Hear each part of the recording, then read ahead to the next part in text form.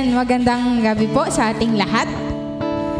Ayun, inaanyahan ko po ang lahat na baka pwedeng mag-move tayo dito sa harap konti para closer you and I.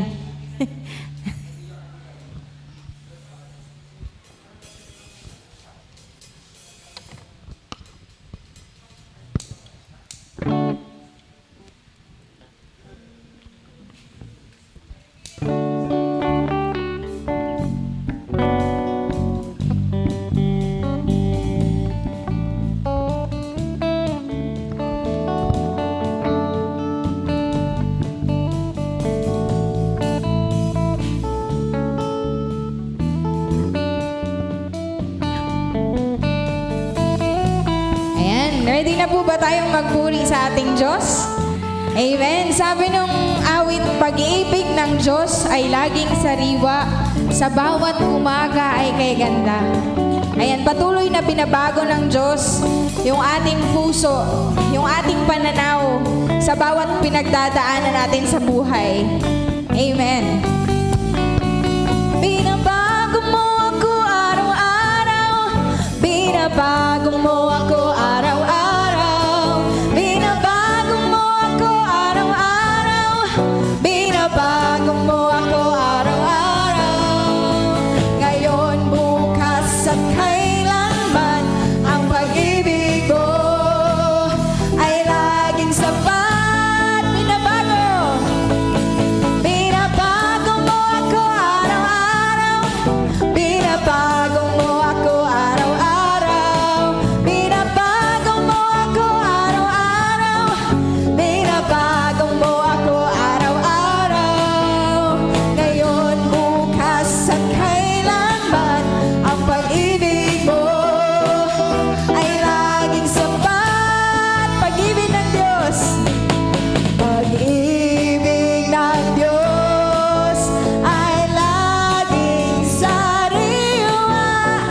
Bawat umaga kay ganda,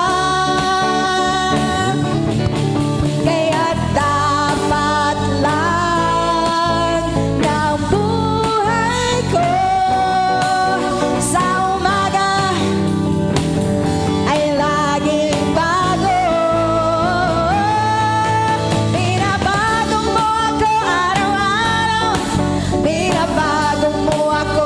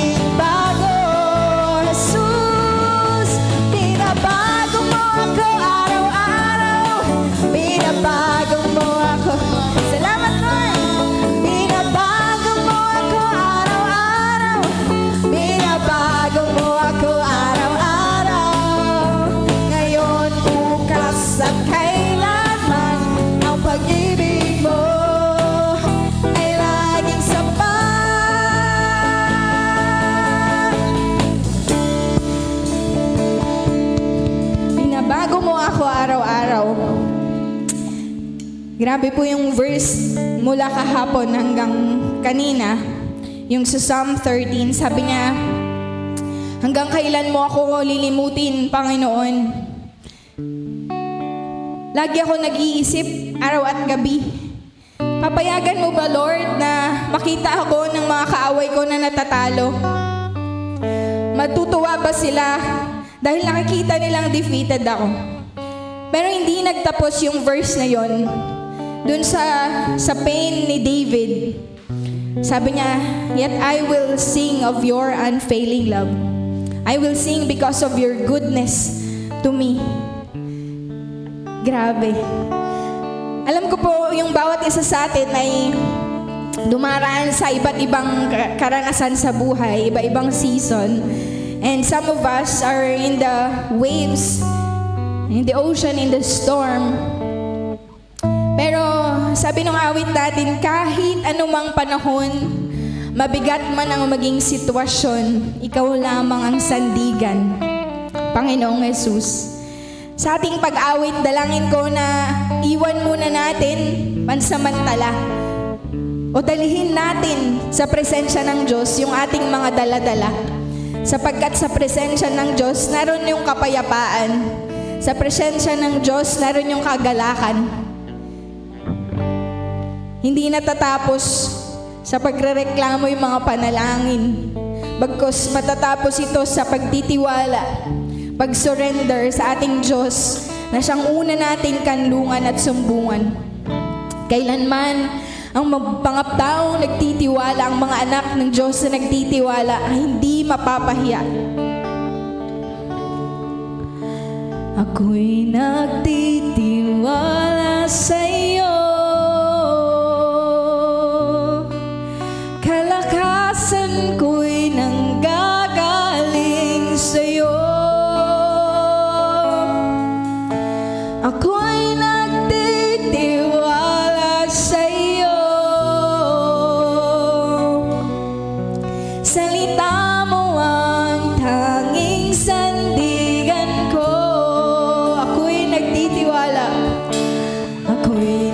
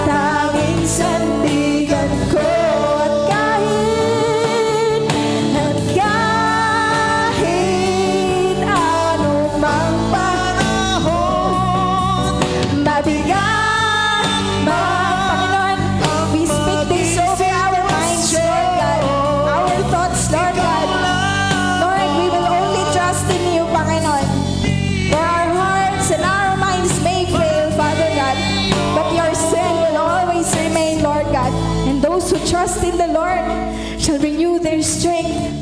They will be like eagles. They will run and not grow weary. They will walk and not faint. Hallelujah, Panginoon. Ano man yung sitwasyon ng buhay namin ngayon, sa iyo kami magtitiwala. Maniniwala kami sa iyong salita, higit sa aming kaisipan. Panginoon, we will trust in you with all our hearts, Lord God. Di kami mananahan sa sarili naming karunungan, Panginoon. Hindi kami titingin sa sitwasyon, Panginoon, sapagkat anumang season ng buhay namin, anuman yung nakikita ng aming mga mata, Lord, we will always walk by faith and not by sight, Father God. Sapagkat sa presensya mo, naroon ang kapayapaan, Panginoon. Sa iyong mga salita, naroon ang iyong mga pangako, pangakong buhay, Panginoon. Sapagkat ang langit at lupa ay lilipas, Panginoon. Pero ang iyong mga salita, ang iyong mga pangako ay tapat, Panginoon. Kailanman hindi ka tumalikod sa mga salitang ito. Kaya ito'y patuloy naming panghahawakan, Panginoon. Sa pangako mo, Panginoon, patuloy kami magtitiwala sa isang Diyos na makapangyarihan sa lahat. Sa isang Diyos na siyang nangako noon at tumupad sa kanyang sinabi. Sa isang Diyos na siyang nagpapagaling. Sa isang Diyos na nagbibigay ng kapayapaan at Diyos na siyang namatay upang tubusin kami sa aming mga kasalanan. Sa iyo lang kami magtitiwala, Jesus.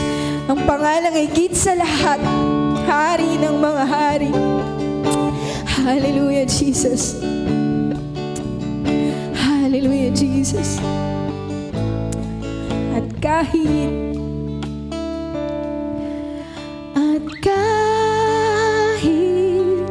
anumang panahon, mabigat man ang maging sitwasyon, ikaw lamang ang sandigan, Panginoong Jesus. Ako'y magtitiwala sa'yo, kalakasan ko'y nanggagaling sa'yo. Ako'y nagtitiwala sa'yo, salita mo ang tanging sandigan ko. Salita mo ang tanging sandigan ko. Salita mo ang tanging sandigan ko. Panginoon, sa oras na ito, Panginoon, dalangin ko na ang banal na Espiritu ang siyang bumaba sa kalagitnaan namin. At Panginoon, ang tanging hiling, Panginoon, sa mga oras na ito, kami katagpuin, Panginoon. In Jesus' name, amen and amen.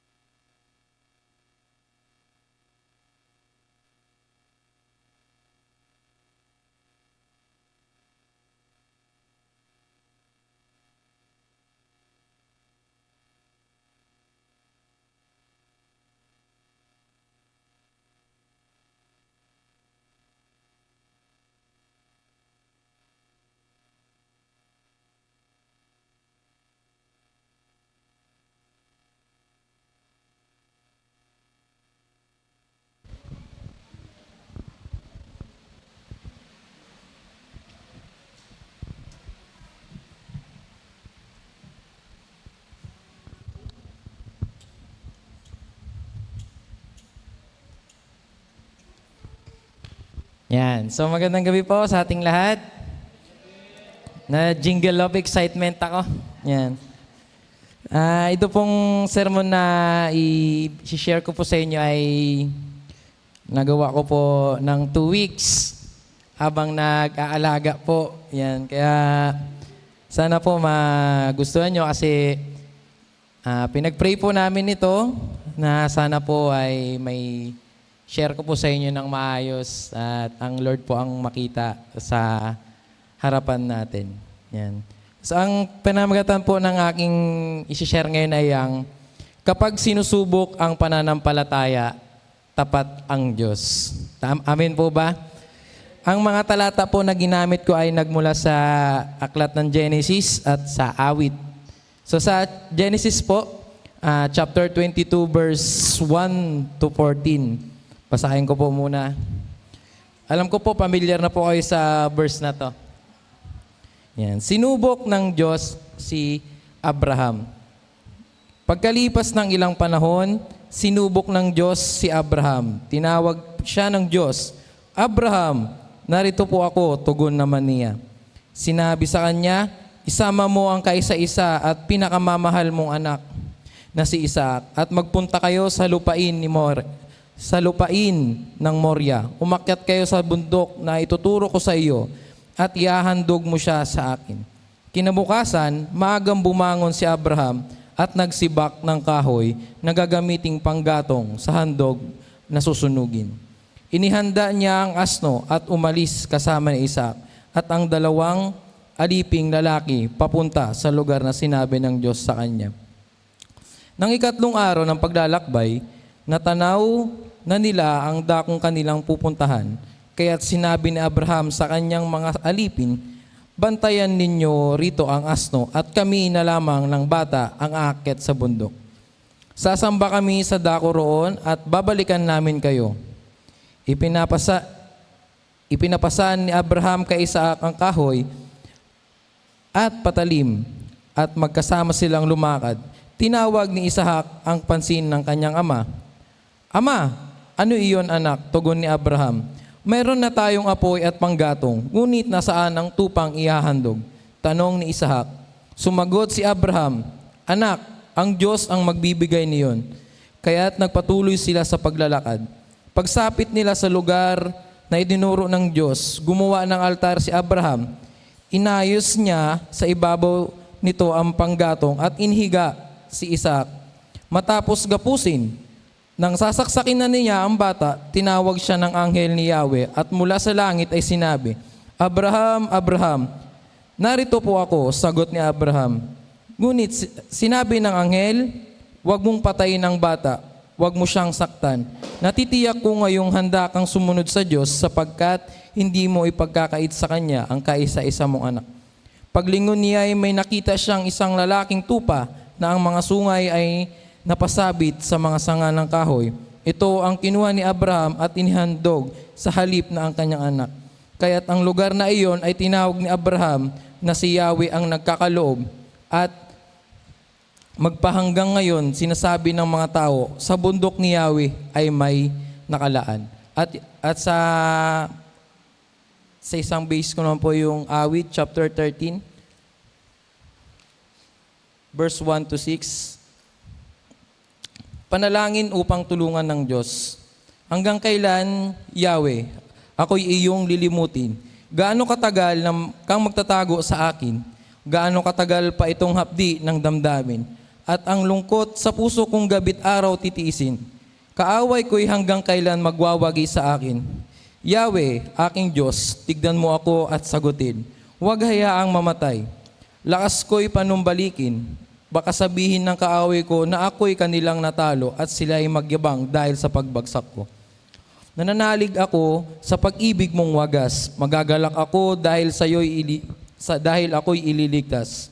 O Yahweh, ika'y aking aawitan dahil sa iyong masaganang kabutihan. Tayo po'y manandaling manalangin. Panginoon, maraming salamat po sa gabing ito na pinagkaloob mo sa amin sa loob ng isang linggo upang makapagdaos kami ng midweek encounter sa iyo, Panginoon ko. Dalangin po namin na ang lahat ng dito ay puspusin mo po ng pagpapala ang kanilang mga pagtsatsaga sa kanilang buhay, Panginoon, ay magkakaroon ng bunga balang araw, Panginoon. Hayaan mong ikaw ang siyang manguna, ikaw ang makita sa harapan namin, Panginoon. Ito ang aming panalangin sa pangalan ni Jesus. Amen. Yan. So, magandang gabi po ulit. Kamusta po kayo? Itong naaraang linggo. Itong buong linggo. Nakakapagod po ba? Nakakapagod na masaya o siyempre bless po tayo, di ba? Yun. Ulitin ko lang po yung tema ko na kapag sinusubok ang pananampalataya, tapat ang Diyos. Amen po ba? Yan. Sa gitna ng pagsubok at paghihintay, ang Diyos ay mananatiling tapat at karapat-dapat na pagkatiwalaan. Yan. Mga kapatid, may mga pagkakataon ba sa ating buhay na parang tahimik ang Diyos? Meron po ba? Na dumaan na po ba yun sa ating mga experience na natin? Nagdarasal tayo ngunit tila parang walang sagot. Tuloy napapatanong tayo ng, Panginoon, nasaan ka? Yun, marahil ito ang naramdaman ni David sa awit 13 at ni Abraham sa Genesis 22.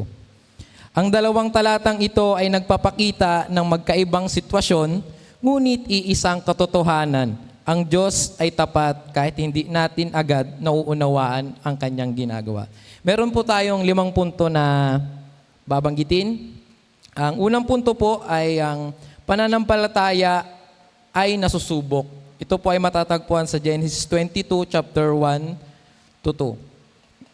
Sinubok ng Diyos si Abraham sa pamagitan ng pag-uutos na ialay ang kanyang anak na si Isaac. Kilala po ba natin si Isaac? Si Isaac ay hindi lang basta anak ni Abraham dahil siya ang anak ng pangako. Si Isaac ang katuparan ng matagal na hinihintay at si Isaac ang pinakamahalaga kay Abraham. Minsan, hindi sinusubok ng Diyos kung mahal ba natin siya sa salita. Sinusubok tayo kung siya pa rin ba ang pinakamahalaga sa ating puso. Maaring hindi niya hingiin ang ating anak, ngunit maaaring hingiin niya ang ating mga kaginhawaan, ang ating mga plano, ang ating kayamanan, ang ating pride, o ang ating sariling kagustuhan. Ang tunay na pananampalataya ay nagtitiwala kahit hindi nauunawaan ng lahat. Sa mga nabanggit ko po na pwedeng hingiin ng Panginoon, handa po ba nating ibigay ang lahat ng yun para sa Kanya? Tatingin ko po. Tanong ko po sa inyo kung handa niyo po bang ibigay ang lahat ng yun para lang sa Panginoon. Mahirap po, no? Pero kailangan. Ang pangalawang punto, ang panalangin ay maaaring magsimula sa pagtatanong. Ito po ay matatagpuan sa awit chapter 13 verse 1 to 2. Sinabi ni David, hanggang kailan, Panginoon? 4 na beses niyang tinanong ang Diyos. Hindi kasalanan ang magtanong sa Diyos. Hindi itinago ni David ang kanyang nararamdaman. Bagkus inilabas ni David ang kanyang lungkot, ang kanyang takot, ang kanyang pagod at ang pangamba. Ang Diyos ay hindi natatakot sa ating mga luha. Mas mabuting lumapit tayo sa Diyos na umiiyak kaysa lumayo tayo sa Kanya na nagtatampo. May mga kakilala po ba tayo na ganun na kapag nag-doubt na nawawala na sa church? Ako po, personally, madami. Nakakalungkot lang isipin pero choice nila. Hindi naman tayo nagkulang sa mga paalala at malasakit. Yan. Pero pinagpipray pa rin po natin na bumalik sila. Ang pangatlong punto, ang pagsunod ay nauuna bago ang himala. Sa Genesis pa rin po ito, ng chapter 3, ay verses 3 to 10.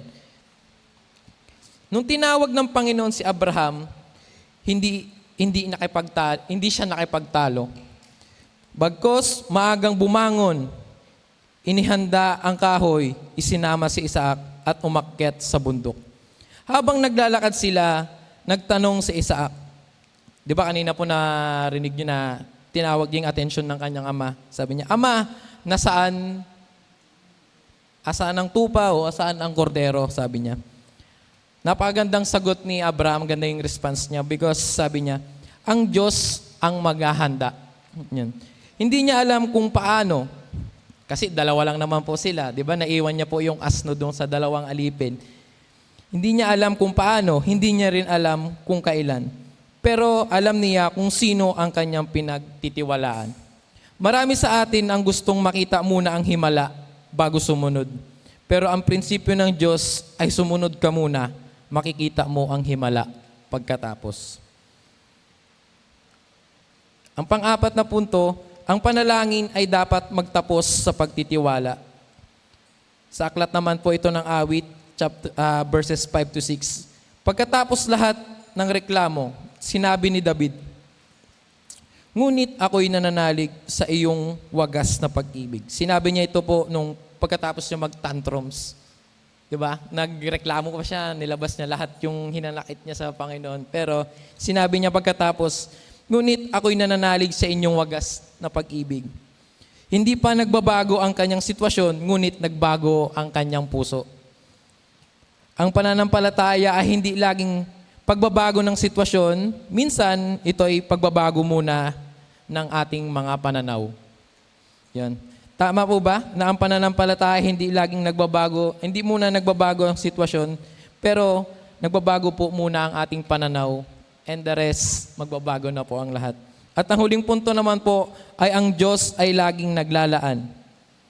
Sa tamang oras, pinigilan ng Diyos si Abraham. Nagbigay siya ng lalaking tupa bilang kapalit na Isaac. Tinawag ni Abraham ang lugar na iyon na Jehovah Jireh o ang Panginoon ang maglalaan. Hindi maaga, hindi rin huli. Eksakto sa tamang panahon. Imagine nyo lang po kung ilang segundo na lang bago niya masaksak sa Isaac, tapos may lumitaw na, ano yung lumitaw? Ano po yung lumitaw? Kambing? Basta yung alay po na bibigay niya sa Panginoon. Sabi nga, hindi maaga, hindi huli, eksakto sa tamang panahon. Ganito rin ang Diyos sa ating buhay. Minsan, pakiramdam natin ay huli na siya. Pero ang totoo, dumarating siya sa tamang oras. Yon. So, ano po yung mga aral na pwede nating mapulot o may uwi dun sa sa limang punto na yon? Ang una, ang pagsubok ay hindi nangangahulugang iniwan ka ng Diyos. Minsan, ang pagsubok ay patunay na may inihahandang mas magandang plano o mas mayroong dakilang plano ang Diyos para sa atin. Pangalawa, ang paghihintay ay bahagi ng pananampalataya. Hindi lahat ng panalangin ay agad sinasagot, pero lahat ng panalangin ay dinidinig niya. Pangatlo, ang Diyos ay tapat kahit hindi natin siya makikita na kumikilos. Habang tahimik ang Diyos, hindi naman siya sa walang ginagawa, siya ay naghahanda. At ang pang-apat, ang ating hanggang kailan ay maaaring mauwi sa salamat, Panginoon. Ganito ang nangyari kay David mula sa pag-iyak patungo sa pagpupuri. Ayun. Mga kapatid, marahil po ngayon ay may kanya-kanya tayong na-experience, may kanya-kanya po tayong nararamdaman, o may kanya-kanya po tayong dinadalang mabibigat. Maaring may problema tayo sa pamilya, meron tayong sakit, may kakulangan sa pananalapi, may hinihintay na kasagutan, o may pangarap na tila hindi natutupad.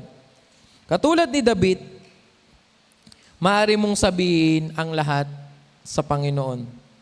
Katulad din naman ni Abraham, magpatuloy kang sumunod kahit hindi mo pa nakikita ang sagot. Dahil ang Diyos ay naglaan ng kordero para kay Abraham, dahil ang Diyos na naglaan ng kordero para kay Abraham, ay siya rin ang Diyos na naglaan ng ating pangangailangan ngayon. At higit sa lahat, ibinigay niya ang kanyang bugtong na anak na si Jesus bilang ganap na handog para sa ating kaligtasan.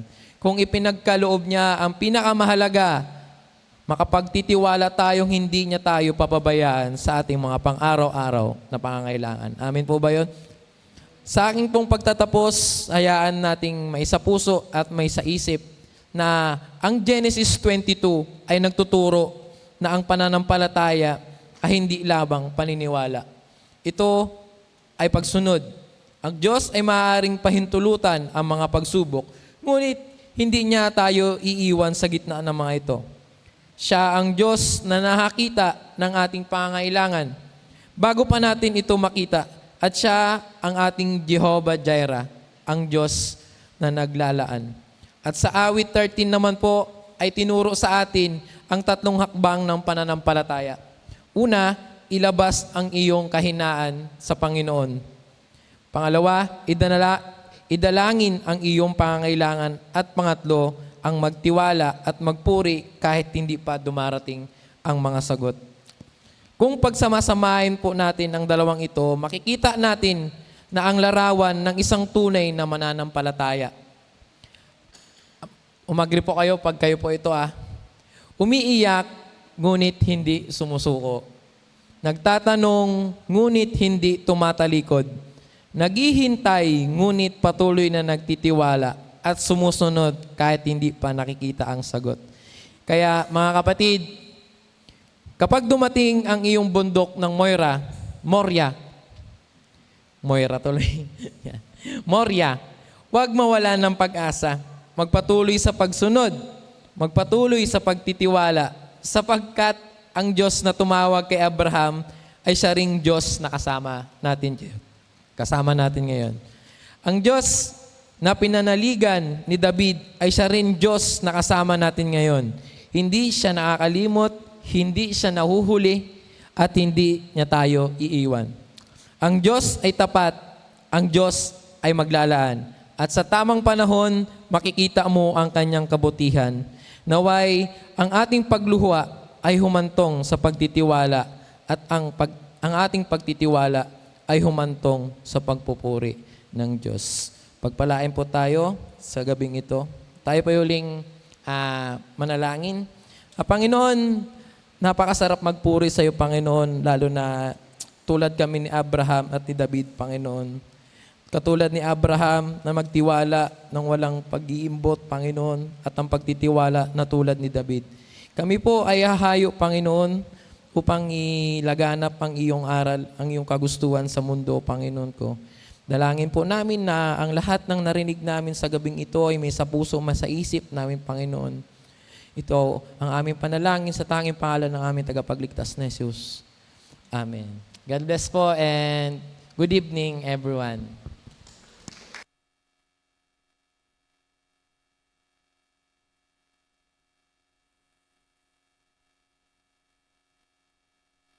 Salamat, Bri. At ngayon po ay nasa panahon po tayo ng mga patotoo na it's either from habang nakikinig tayo ay mayroon tayong related na testimony doon kay sa mga sinabi ni Bri sa text, or pwede naman kahit testimony, anything under the sun. Ano po kayo?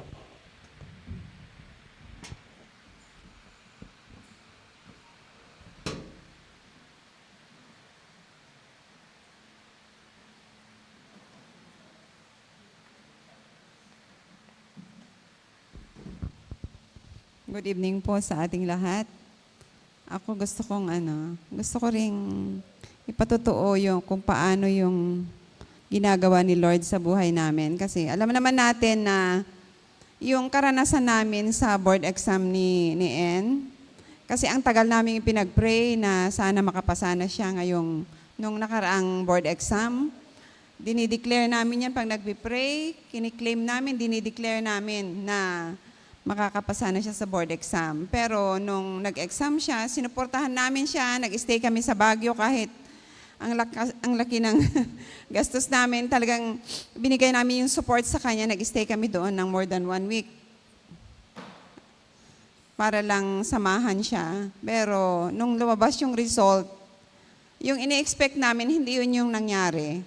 Pero thankful ako kay Lord kasi parang hindi ko naramdaman na yung parang nagtampo ako kay Lord o nawalan ako ng ano, kundi alam ko na parang yung sinabi ni Brian, may God's timing na hindi pa siguro ito yung ano, at marami pa siyang, ako ang inaano ko, marami pa siyang itinuturo sa buhay ng aming anak at sa amin man na kanyang pamilya. Kaya nga sabi ko kay En nung kinakausap namin siya, maraming itinuturo, minomold. Kasi doon sa mga karanasan natin kung minsan, minomold tayo ni Lord na maging better version of ourselves. So, yun yung sa mga, para maging, hindi tayo magtiwala doon sa, ako, hindi ko naman ginajudge yung anak ko, pero para makita natin na hindi, kasi nagpursige rin talaga naman si En sa pagre-review niya. Para hindi niya sabihin sa sarili na dahil nag-review siya ng puspusan ng review, pero dapat yung pagtitiwala na siya lang talaga. Hindi sa ating sariling kakayahan, hindi sa ating sariling karunungan, kundi yung kapangyarihan lang talaga ni Lord ang At ang isang pinagpapasalamat ko talaga, yung damdamin namin, iniayos ni Lord. Na although malungkot kami dahil hindi yung ina-expect namin at pinag-pray namin na hindi pag-grant ni Lord, pero alam namin na in His time, kasi naman siya, conditional siya, malapit na. So parang sinasabi ni Lord, kunti pa, malapit na sa kasi conditional na siya sa So, yun yung aking patutuo na huwag tayong, parang yung sabi ni Brian, huwag tayong magtampo, huwag tayong sasama yung loob natin doon sa mga bagay na ipinagpipray natin na hindi natugon ayon doon sa ine-expect natin. Kasi merong mas maganda at mas maganda na inihahanda si Lord para sa bawat isa sa atin. So, sa Diyos ang lahat ng papuri.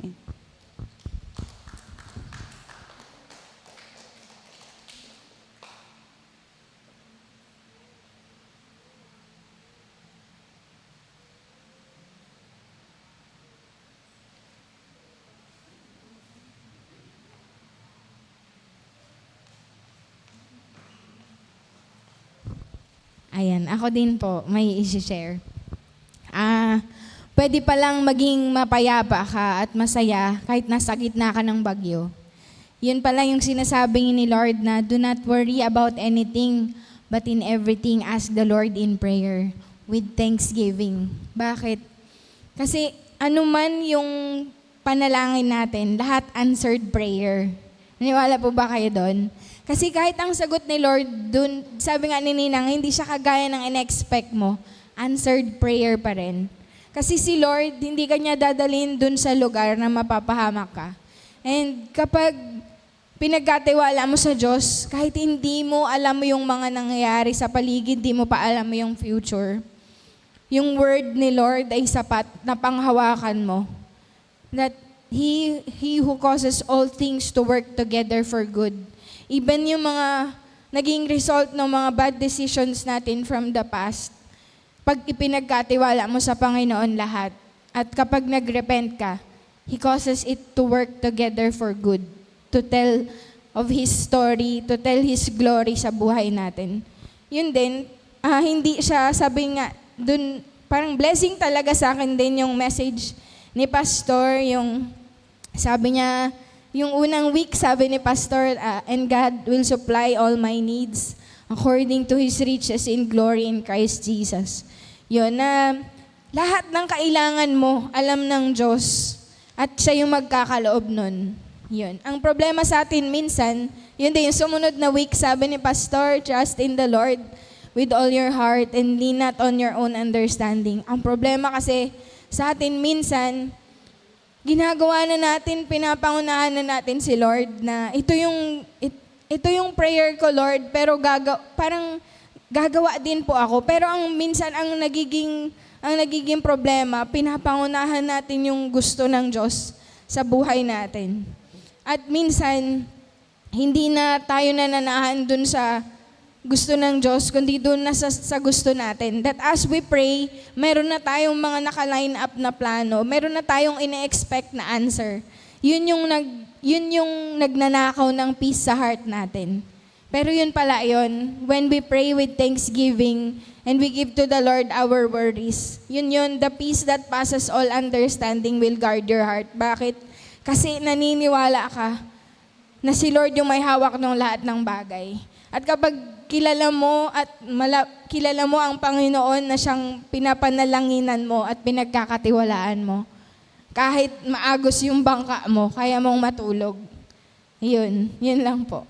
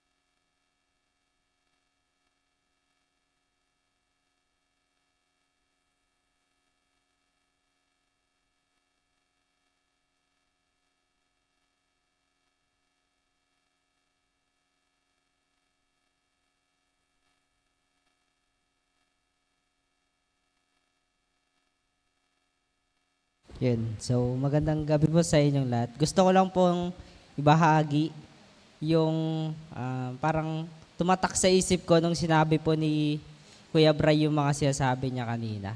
Si Lord po, parang hindi nahayaan niya tayo na harapin yung mga pagsubok. Nahayaan niya tayo na maghirap, masaktan, para sukatin yung pananampalataya natin sa Kanya. Hindi dahil hindi niya tayo mahal, hindi dahil tawag nito, hindi dahil gusto niya tayong mapahamak, kundi gusto niya lalong maboost yung faith natin. Kailangan natin talaga na magtiwala sa Diyos. Kahit gaano man kahirap yung sitwasyon na kinakaharap natin, kahit di niya man sagutin yung mga prayers natin, palagi siyang nandyan para sa atin. At yun ang mahalaga. Kasi hindi tayo iniiwan ng Diyos. Yun, yung ano nga po, nung Bible reading po namin everyday tuwing 9 p.m., nung sa Exodo 18 po, yun. Yung mga, yung mga Israelites po na nakalabas na doon sa Egypt. Tapos si Moises po, siya po yung kumikilos. Inaayos niya po yung mga katanungan ng bawat Israelites na nandoon. Tapos meron po doon, nakalimutan ko pa yung pangalan,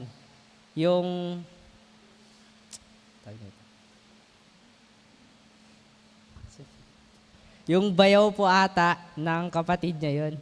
Yung nagsabi po sa kanya na ibahagi niya sa iba, yung parang hindi po siya nag-iisa. Parang kumuha ka ng mga taong makakatulong mo para hindi ka mahirapan, ganun. Yun po yung parang naging lesson sa akin. Yung si Lord, sinasabi niya sa atin na tuwing marami tayong inaalala, kapag marami tayong ginagawa, maraming bagay ang gumugulo sa ating puso at sa ating isipan, pinapaalala niya sa atin na hindi tayo nag-iisa. Nandyan yung mga pamilya natin, nandyan yung mga kaibigan natin, nandyan yung mga kapatid natin, tayo na mga magkakapatid sa pananampalataya. At syempre, nandyan siya palagi para sa atin. Kaya kung tingin mo nalulungkot ka, tingin mo nasasaktan ka na sa mga nangyayari sa buhay mo, palagi mong tandaan, hindi ka nag-iisa, nandito kami kasama mo. Kasama mo palagi ang Diyos. Patuloy tayong magtiwala po sa Kanya. Yun lang po.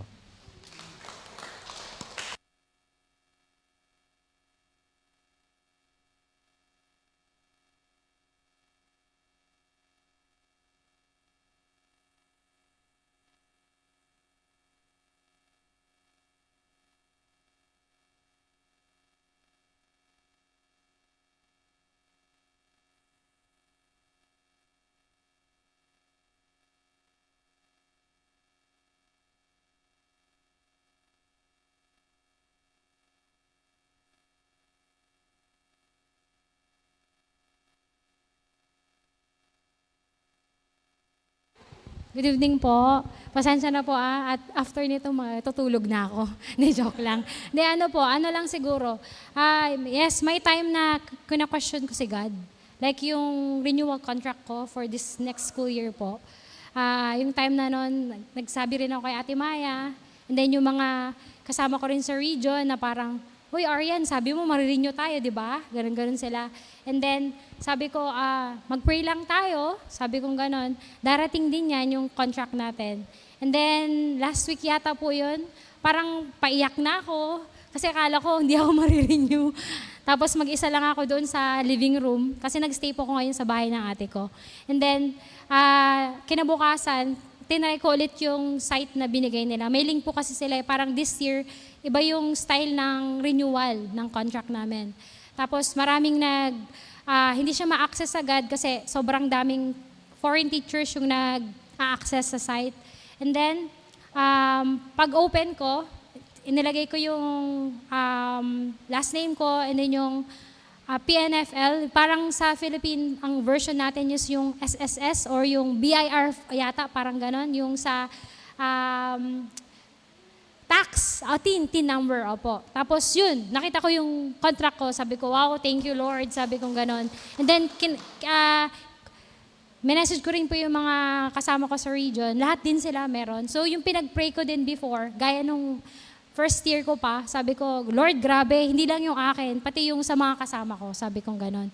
And mas nadagdagan na rin po kami ngayon kasi yung community namin sa Corazon region, dumami na kami, ganon. So lahat kami, na-renew po.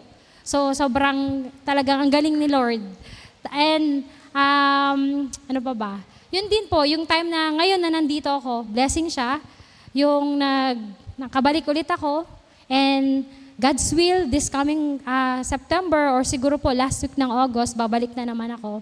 And nagpapasalamat din po ako sa prayers nyo kasi alam ko naman, lagi akong kasama sa prayers nyo. So yun lang po. Thank you.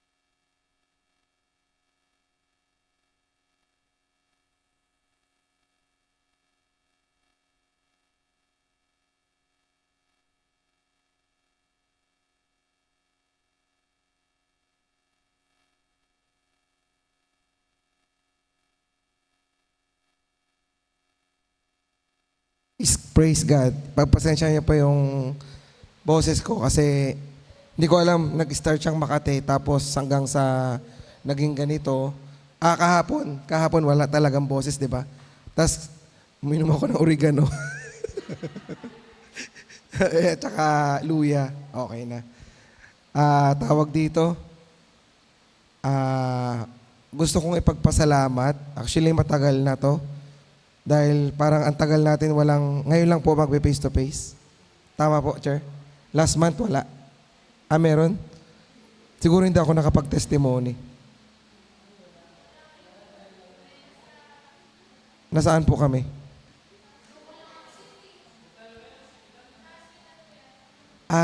Okay.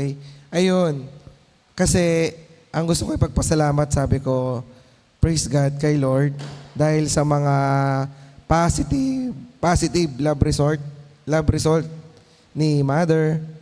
Yun, nung mga nakarang linggo, ganyan, hindi naging okay yung pakiramdam ni Mother. And then, nagpa-check up kami and test. Praise God kasi okay naman yung mga naging lab result niya. Then, ganun din sa akin.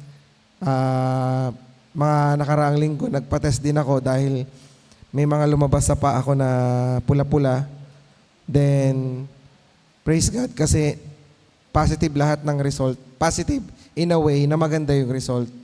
Ayun. At yun, sa Lord yung papuri. Siya talaga yung healer natin. No? At ganun din sa faith, mga pinagdadaanan, kami ni Maya, kasi si ate nyo, di ba? Currently, wala siyang job ngayon. Praise God kasi siya yung nagpo-provide. No? Literal na nagpo-provide ng bagay. Yan. And financial. Praise God. Dahil may mga dumarating. Ganyan. Yun. Sa tawag dito, yung lagi na lang namin tinitingnan yung, di ba nga yung mga ibon sa parang, di ba si Lord ang nagpo-provide? Ano bang ginagawa nila? Meron bang effortless, di ba? Pero si Lord, siya yung nagpo-provide. Ano man yung pagdaanan natin, ano man yung nararanasan natin, God will always provide, no? Tried and tested yan. Even nung college pa lang ako, na nag-aaral ako, kailangan namin ng pang-aral. Sabi ko, ngayon pa ba? Di ba? So, sa Diyos ang papuri at pasasalamat. Amen po.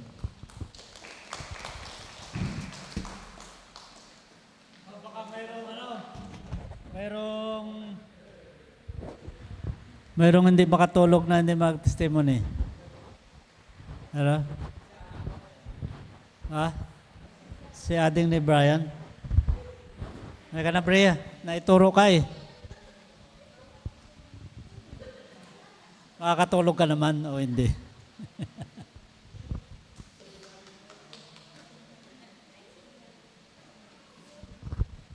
Good evening po.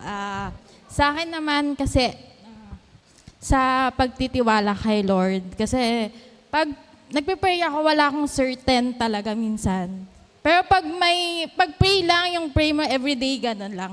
Tapos, may mga times na yung pinagpipray mo, isasama mo siya sa daily prayer, tapos ilang months mo siyang ipagpipray. Tapos, i-answer ni Lord, parang sobrang sa pakiramdam. Yun. Tapos, lagi kong sinasabi na pag will ni Lord, ibibigay niya. Kaya nga yung verse na Isaiah 60:22 na when the right time comes, the Lord will make it happen. Ayan, thank you. Praise God. Gusto ko rin mag-testimony. Yung parang dire-diretso kasi meron akong gustong sabihin. Result ng pinag-usapan natin nung council meeting. Yung pagpe-pray tayo ngayon para doon sa napag-usapan natin na go out natin, yung ating obedience to the Great Commission. Pero sobrang saya ko kasi may series ako na pakipag-usap sa Panginoon at ang aking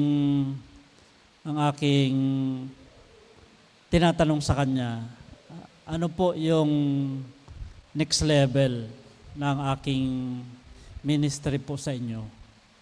Kasi parang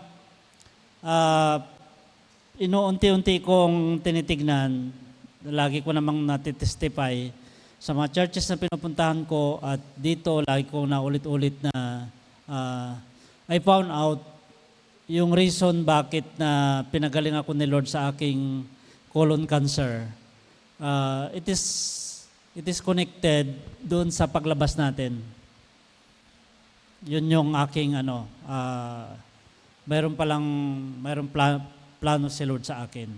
Kasi kapag hindi nangyari yon, dapat ngayon nag-early retirement na ako. Kasi nung pumasok ako nung 30 years old ako na magpastor, mayroon kaming deal ni Lord na aalis po ako na maging politiko. I will be your soldiers. Yun yung kasi yung ginamit na word sa akin ni God.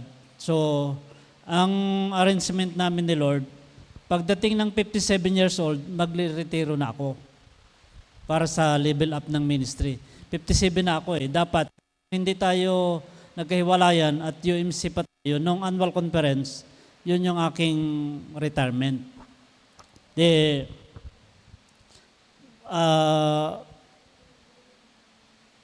Andito na tayo. Yung nakikita ko kasi, whether I like it or not, parang ako ang leader ng Sambales. Ang iniisip ko, Lord, ano pong gusto mong ipagawa sa akin?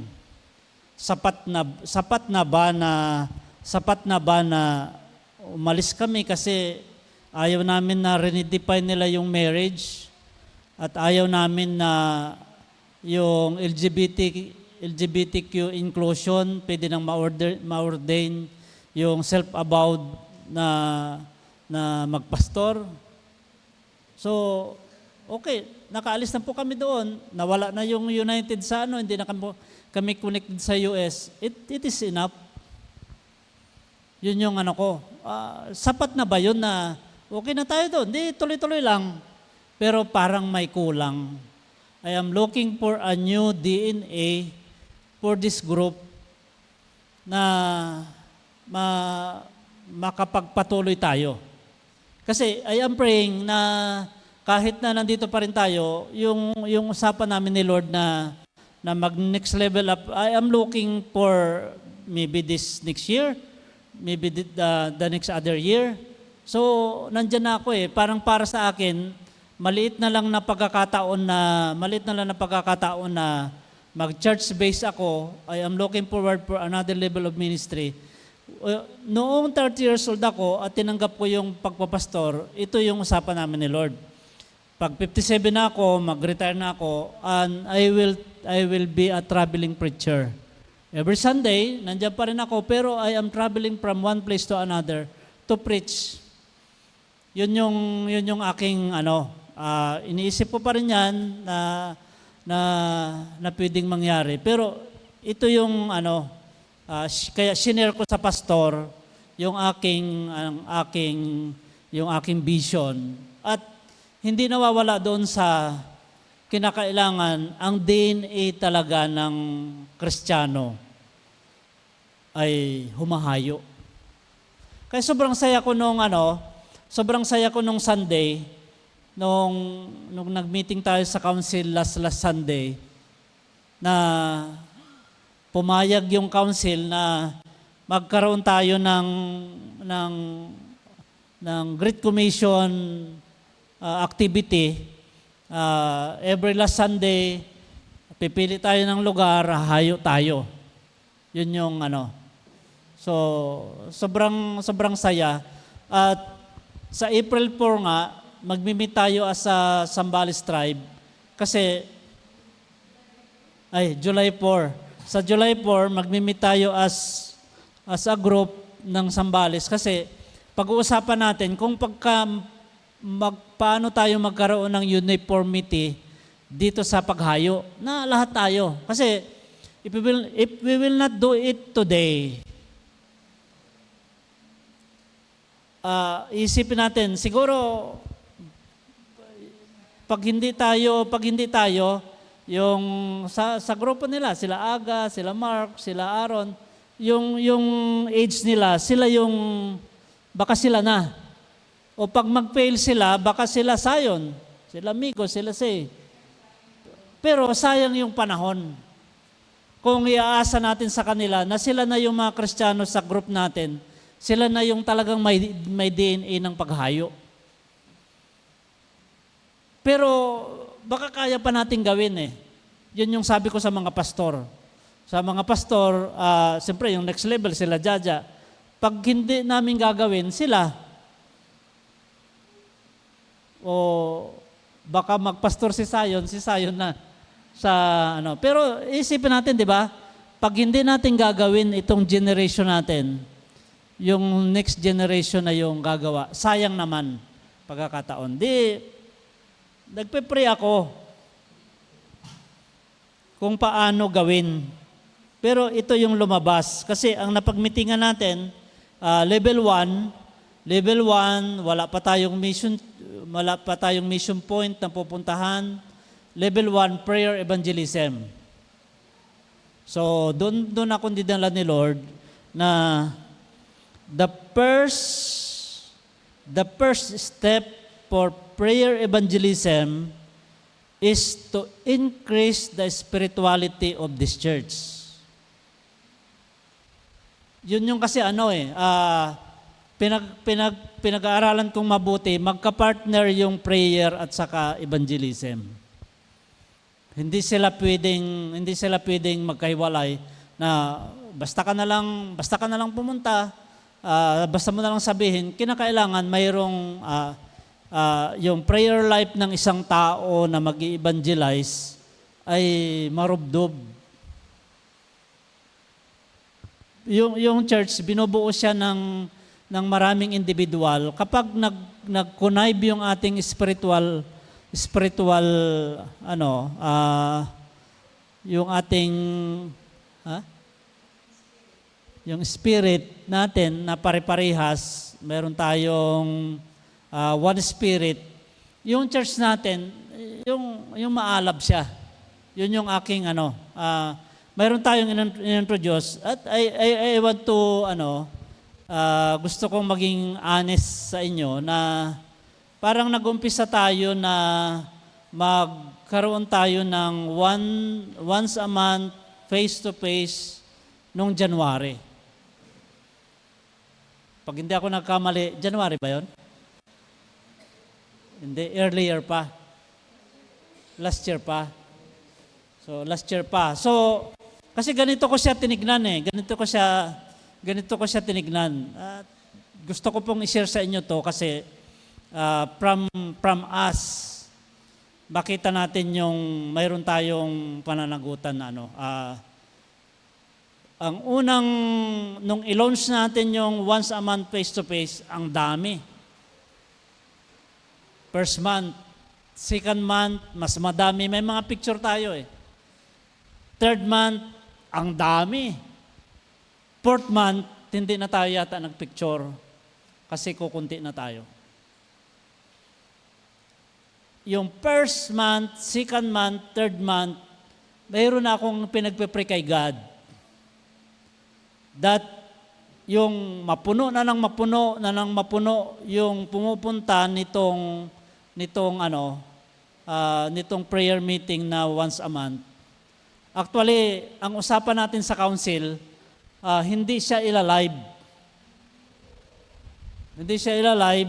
Pero mayroong time, tinanong ko si Dave, ni-record niya, plinay niya na, kasi nanginayang sa siguro, kasi kukunti yung nag-attend. Pero kaya natin pinag-usapan na hindi siya ila-live, kasi para yung mga tao pupunta.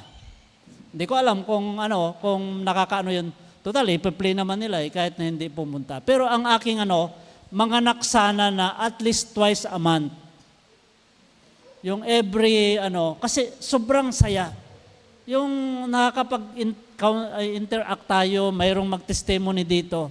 Iba yung ito yung atmosphere ng church. Mayroon akong hinahanap na nag-google ako kanina, mayroong result na ang sabi nung nagtanong ako ng church na mayroong marubdob na panalangin ng Sunday. Sunday lang yung tinanong ko. Mayroong lumabas sa Google na ang isip ko pero ang ibinigay lang niya sa akin Castillejos.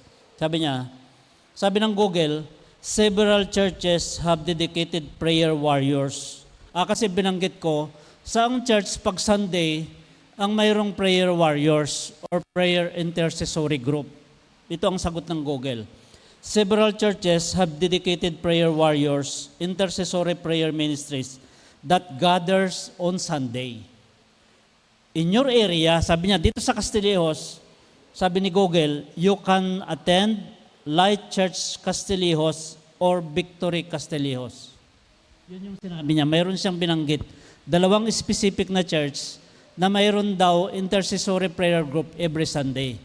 So, nung binabasa ko ito, sana po one day, i-google nila ito at maisasama yung Castillejos Methodist Church. Yun yung prayer ko. So, yung details daw, sabi niya, Light Church Castillejos features persevering prayer times during their prayer work sessions and corporate worship. Magkasabay daw na ginagawa. Mayroong intercessory group habang ongoing yung ano. Sinabi pa niya, kasi akala niya, naghahanap ako ng church kung saan ako mag-attend. Schedule Sunday service is 4 p.m. daw yung Light Church Castillejos. Location, Gobic Highway in front of Castillejos National High School beside Save Plus Merchandise, San Roque. Yun yung ano niya. Meron pa siyang binanggit na isang church. Victory Castillejos offers various victory groups and a dedicated ministry to foster prayer for physical and spiritual strengthening. Sunday worship service at 2:30 p.m. and 5 p.m. Location, second floor, RS Building, Gobic Highway, Barangay San Nicolas. Yun daw yung ano. Ang ano ko, mayroon akong ipinipilit na pag-angat natin sa ano. Kasi yung gusto natin na mag-obey sa Great Commission, hindi tayo makapag-obey dyan kapag hindi tayo mag-increase sa prayer life. Mayroon akong ini-introduce. Sabi ko kay Dave, ilagay niya doon sa ano, yung 5-minute ano natin, 5-minute na ano, 'di ba? Sabi natin prayer time natin 'yon. Pero ano pa mayroong idadagdag si Dave doon na doon sa instruction doon sa baba. So yun yung ano yun. Increasing of spiritual atmosphere in the church. Siyempre, prayer meeting. Ito. Okay naman siguro yung ano, yung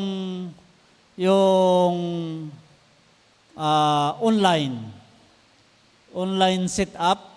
Pero siyempre, hindi natin ipagpalit yung face-to-face na prayer meeting. Yun yung ano. So ipag-pray natin today, ipag-pray natin tonight yung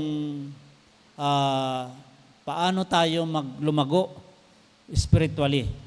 Sana ay nakikooperate tayo doon sa laging reminder ni Dex. 9 p.m., sabay-sabay tayo nagpa-pray, kahit anong ginagawa mo, mag-pray ka. 9 p.m. At saka, ano ba yung ano natin dito? Ito pa pala, mayroon kong nabasa na ano, when a church member during her personal daily devotion is praying not only about herself, but he or she is praying for the church, that is another level.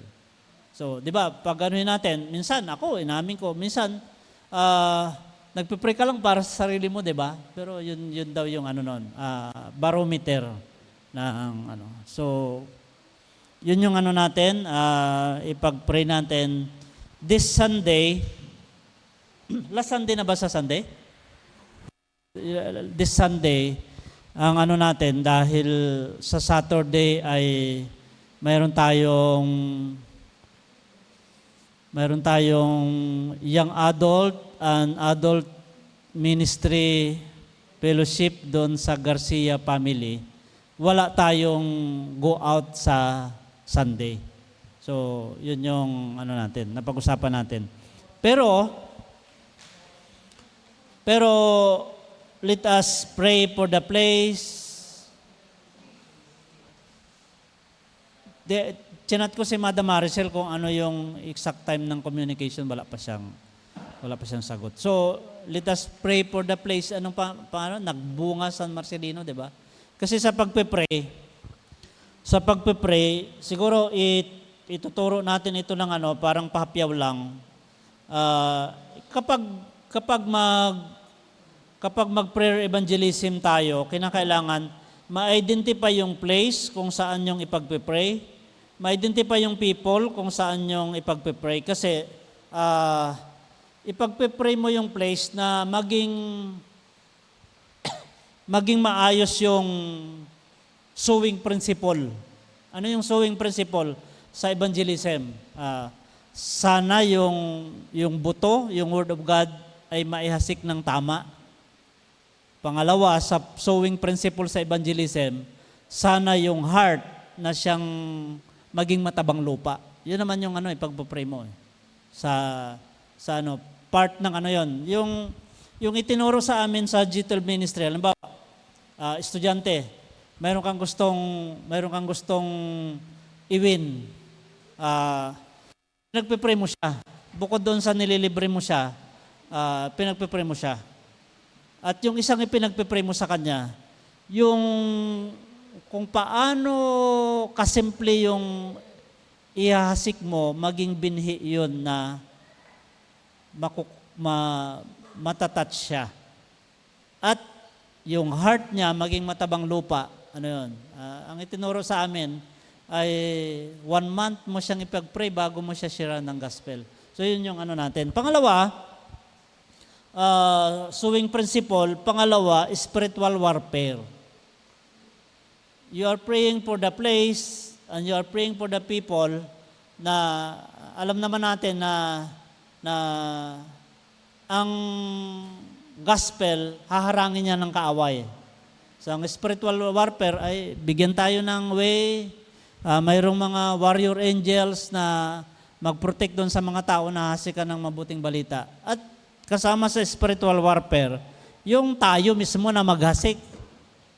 Na mawala yung katamaran, mawala yung espiritu ng takot.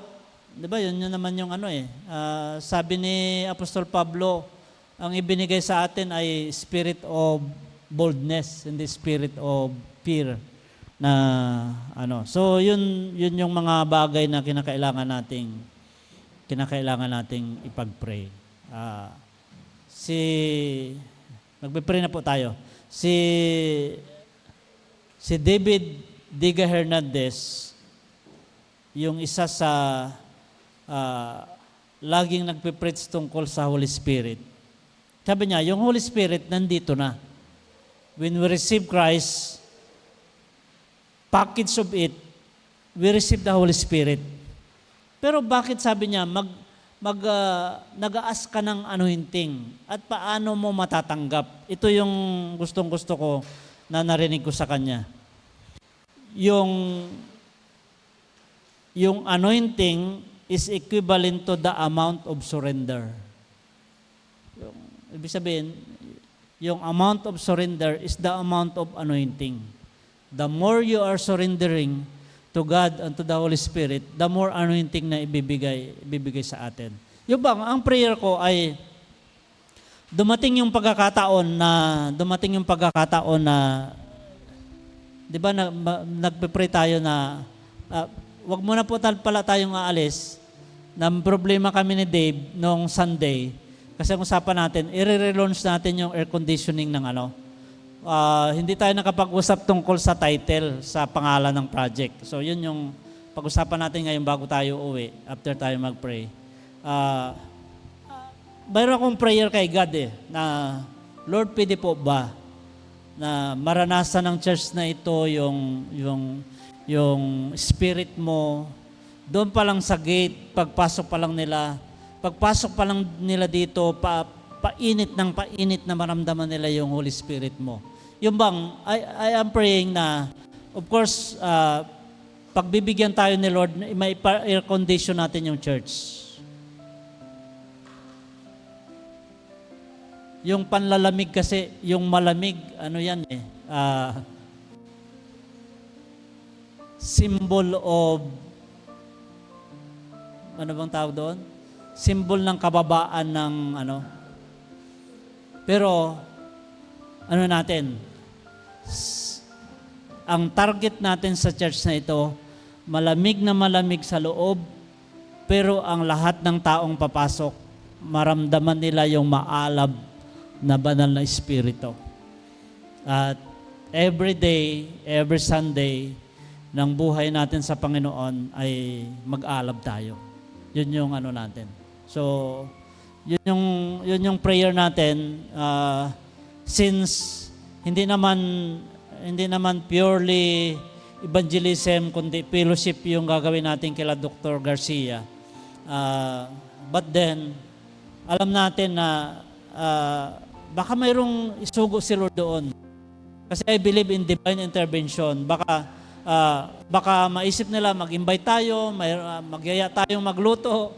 So, kahit na isa lang. Ipagpipray natin na yung gagawin parang bibigyan tayo ng sample ni Lord. Yung inapprove ng council na mag-obey kayo sa Great Commission, bibigyan ko kayo ng sample sa Nagbunga, San Marcelino, sa bahay ni Dr. and Madam Garcia.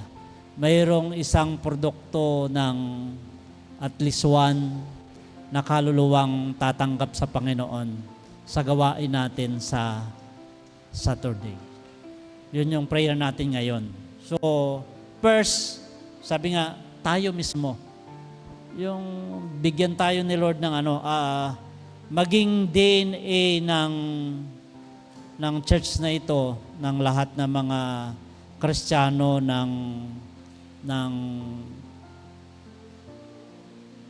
Castilleos Methodist Church and other churches na kasama natin, na tayo yung mga mga Kristiyanong humahayo at nananalangin. O baliktarin natin. Tayo mga Kristiyanong nananalangin at humahayo. So, it is time for our prayer. Ilingin natin sa Panginoon.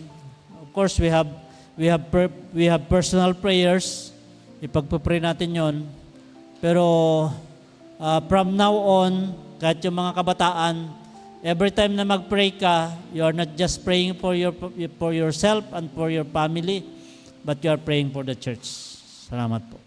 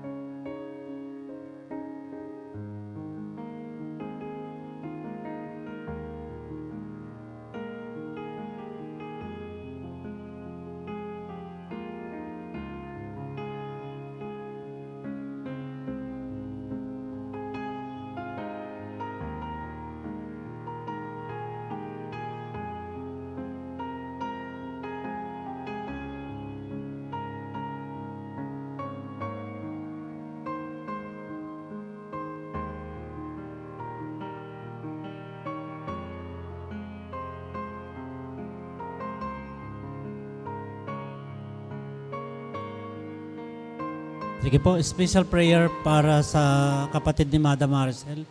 Kaninang 5 o'clock, nakalabas na po siya sa recovery room. Yung nag-promise ako kay Madam Maricel na ipag-pray natin yung kanyang kapatid ngayon sa prayer meeting natin at sa kanyang mabilis na recovery. Ang pangalan niya po, Teresa Fastidio. Let's pray. Father God, thank you so much. Si Madam Maricel ngayon, Panginoon, kasama niya po ang kanyang kapatid. Salamat po sa matagumpay na surgery para sa kanya pong kapatid at dalangin namin na si Teresa Fastidio, Panginoon, ay hindi mo lamang inililigtas physically, but you are blessing her, O God, spiritual salvation. We ask your divine intervention, O God, that tomorrow or on Saturday, mabisit po namin sa hospital. We'll pray for her. But right now, O God, Lord, mauna ka na po. Kausapin niyo po siya, hawakan niyo po ang kanyang puso at sa iyo namin siya ipinagkatiwala. Gamitin mo po si Madam Maricel na patuloy na maging blessing para po sa kanyang kapatid. And we are praying for a miracle sa kanya pong karamdaman at mabilis na recovery po, mabilis na paglakas sa kanya pong pinagdaanang surgery. Bless niyo po ang magamot at ang mga tao na kasalamuha niya. Palain mo po siya. Sa pangalan ng Ama, ng Anak at ng Banal na Espiritu. Amen. Tem, yung title lang ng yung